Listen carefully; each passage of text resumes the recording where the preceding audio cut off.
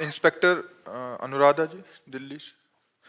राधे राधे महाराज जी। महाराज जी, आप कह रहे हैं कि पिछले लंबे समय से वृंदावन आ रहे हैं, पर यहाँ आके पता लगा कि बिहारी जी 10 बजे शयन में चले जाते हैं, तो फिर मन में शंका होती है कि रात को 10 बजे के बाद जब भी नाम जप करते हैं तो उनकी निद्रा में बाधा तो नहीं पड़ेगी? नहीं, 10 बजे शयन देखने को चले जाते हैं, फिर रास करते हो।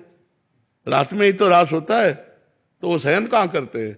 वो तुम्हारे देखने के लिए शयन में चले जाते हैं। इसके बाद तो प्रिया जी के साथ रास करते हैं।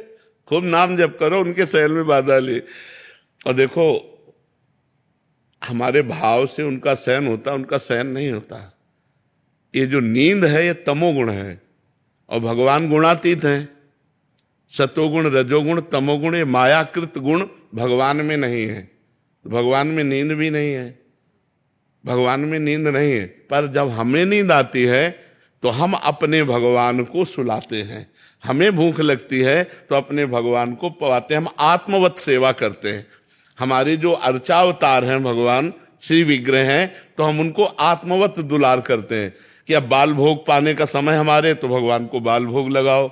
अब भगवान को स्नान करवाओ, अब भगवान को राजभोग लगाओ, अब भगवान को शयन करवाओ। तो शयन कर रहे हैं और हम नाम जप कर रहे हैं, भगवान का नाम कीर्तन कर रहे हैं, भगवान का गुण कीर्तन कर रहे हैं। उसमें भगवान को कोई बाधा नहीं। वास्तविक बात यह है कि भगवान में नींद नहीं है, क्योंकि नींद, निद्रा जो तमोगुण का लक्षण है, तो भगवान तो गुणातीत है। निद्रा आलस्य प्रमादोत्थम तत्तामस मुदाहरतम। निद्रा आलस्य प्रमादादि ये तमोगुण के लक्षण। भगवान अगर शयन करते हैं तो योग निद्रा में शयन करते हैं। योग भगवत स्वरूप में वो हर समय जागृत अवस्था रहती, चैतन्य अवस्था रहती है। जैसे समाधि में योगी, तो योगियों के परम गुरु भगवान वो योग निद्रा में रहते हैं, ना कि तमोगुण रूपी निद्रा में रहते हैं। तो ये घबराने की जरूरत नहीं कि भगवान सो गए तो हम नाम जप करेंगे तो भगवान को डिस्टर्ब होगा। नहीं नहीं, ऐसा नहीं। गिरिराज दादरी। राधे राधे महाराज जी। महाराज जी, अभिमान बढ़ रहा है, कम कैसे हो? संतों की चरण रज का सेवन करो, ये अमोघ औषधि है। संत चरणामृत और संतों की चरण रज माथे पे लगाओ, ये अभिमान को चूर चूर कर देगी। बहुत इसमें अपार सामर्थ्य है। संत चरणामृत ये मिल जाता है जहाँ संत सेवा होती है, तो वहाँ संतों का चरणामृत उतारा जाता है। और अगर ना ऐसा हो तो अपने पास अर्थ हो तो एक बार संत सेवा कर ले, साल में एक बार संत सेवा करा ले तो औषधि मिल जाएगी। 150 संतों को बुलावे, चरणामृत उतारे और उसी में जल मिला करके।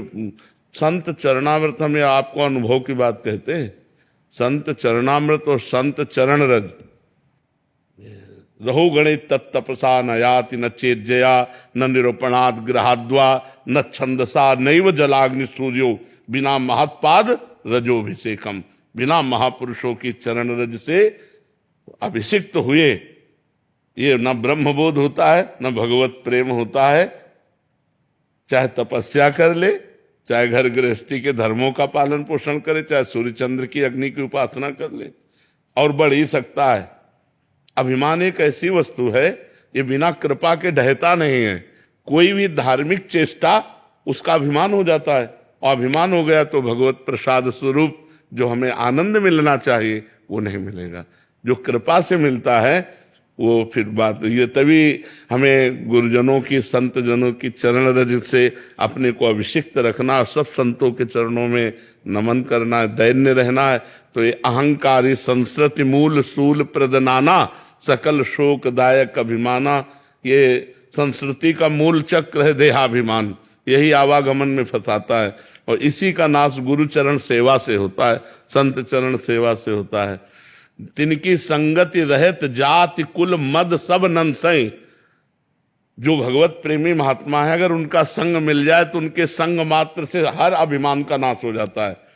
और जहां अभिमान प्रकट हुआ वहां शुद्ध भक्ति नहीं रहती।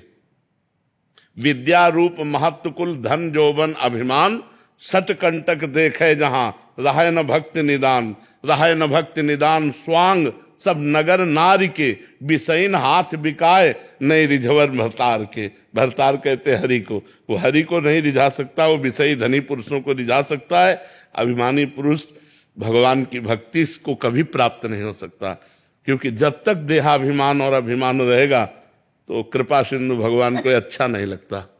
भगवान को अभिमान से द्वेष है, गर्व प्रहारी कहा गया है, और दैन्यता से प्यार है।